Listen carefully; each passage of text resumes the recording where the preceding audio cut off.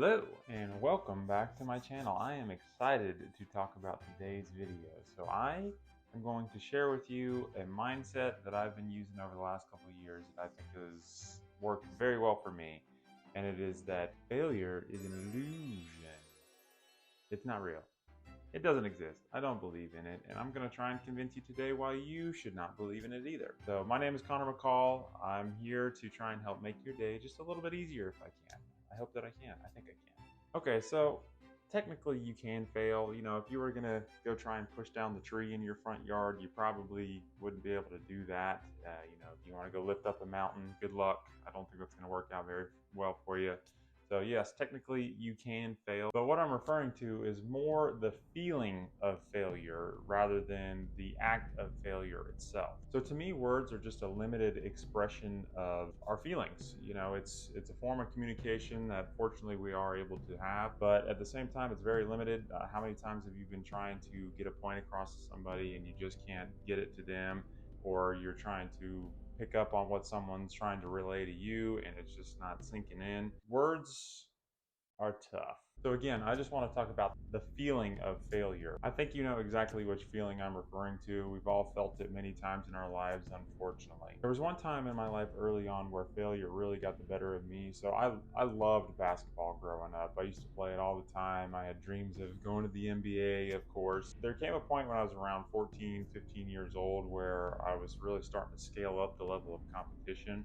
And I went to go try out for an AAU team in my area. Keep in mind, I couldn't really dunk or anything. I wasn't super athletic at that point, but I'd go to this practice and there are these kids that are 14, 15 years old and they're doing windmill dunks in the layup line and 180s and 360s and stuff. And it was crazy. It blew me away. It was the highest level of athletes and competition that I've ever been around. And it was really tough. I came home that night and I was with my mom and dad, and that was the first time I really felt like, I don't think I can do this. I don't think I'm going to be good enough. I don't think I'm going to be athletic enough. I don't think I can keep up with these guys. That was really hard for me. I broke down and cried that night. And from then on out, that was a turning point in my desire to play basketball because I kind of lost the urge, the drive. This feeling of failure was so overwhelming. It just shut me down. Now, obviously, I could have handled that better, but I think we can all relate to a situation in our lives like that where something felt so overwhelmingly negative and powerful that it caused us to no longer pursue whatever it was that we were trying to accomplish. And it might have been something big, or it might have just been something small, like exercise is always a good example. I talk about exercise a lot because I like exercise, but it's a good example because you start working out for a week or two and then you just feel overwhelmed by whatever it is you're trying to accomplish, or even with food. You feel overwhelmed with that, and then all of a sudden you're eating something that you didn't want to eat anymore, and things aren't working out the way that you wanted them to. And I hope this isn't describing you, but we all know somebody that is haunted by regret. And regret is just failure to me. It's things that we wish that we would have done in the past that we didn't end up doing, and now we regret it. Now, there are times where you can use that feeling to help motivate you to try and achieve things as well. Personally, for me, there are times, I used to play a lot of games, and there were times when these games would just, they'd really frustrate me. I'd lose, someone would own me, and then all of a sudden I'm getting angry, I'm getting worked up, and I feel like I failed. I feel like I didn't accomplish what I wanted to, and so that just kept motivating me to keep going and keep trying to get better. And it ended up just being a negative feedback loop because I wasn't ever going to try and go pro or anything with anything like that. So I was getting way too worked up about something that just really didn't matter. But you turn it into positive fuel is one way that you can look at it. And maybe that's something that you do now to try and help motivate you to accomplish something. The problem with that for me is that I just don't think it's necessary to feel those negative feelings. I think that you can get just as much drive and you can get just as much motivation off the positive things in life as opposed to having to rely on negative emotions more often than not to push yourself to do something that you want to do. The reason that I don't believe in failure, or I just cut out that feeling entirely, is because my goal in life is just to get better and better every day, and I don't think that you have to have that negative feeling associated with it in order to accomplish that.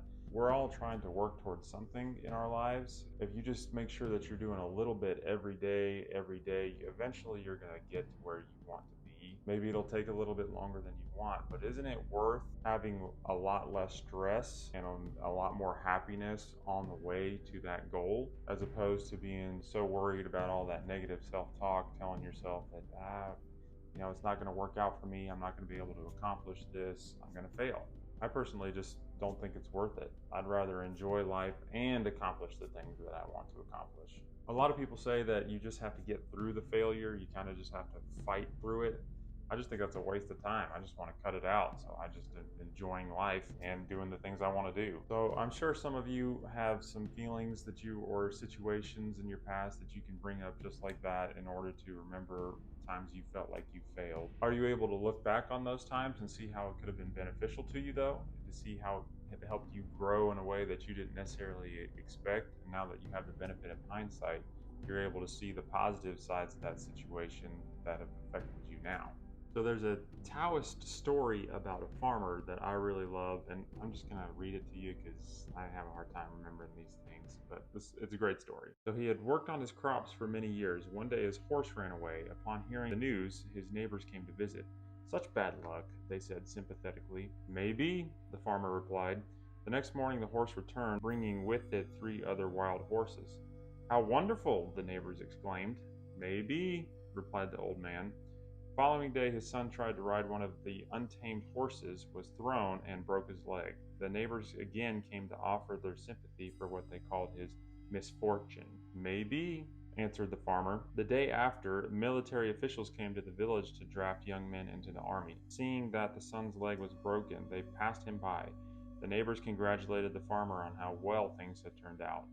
"Maybe," said the farmer. So I love that story. Oftentimes when we're in the middle of something, we think we are able to predict the outcome, and we just don't. We have no idea how things are really going to benefit us. So I think it's really smart to take the mindset of living in the moment, but also understanding that you are in control of your own story, that you can change things to benefit you if you choose to. And it's hard, but it's worth it. Anyway, that's my theory. I don't believe in failure. It doesn't benefit me at all, so I'm just gonna get rid of it and just enjoy life and do the things that I want to do anyway. Thanks for watching. If you're interested in more, I'm on TikTok, Instagram, Facebook. I also do a weekly newsletter. I'll put all that in the description below. Thanks for watching. Like and subscribe below.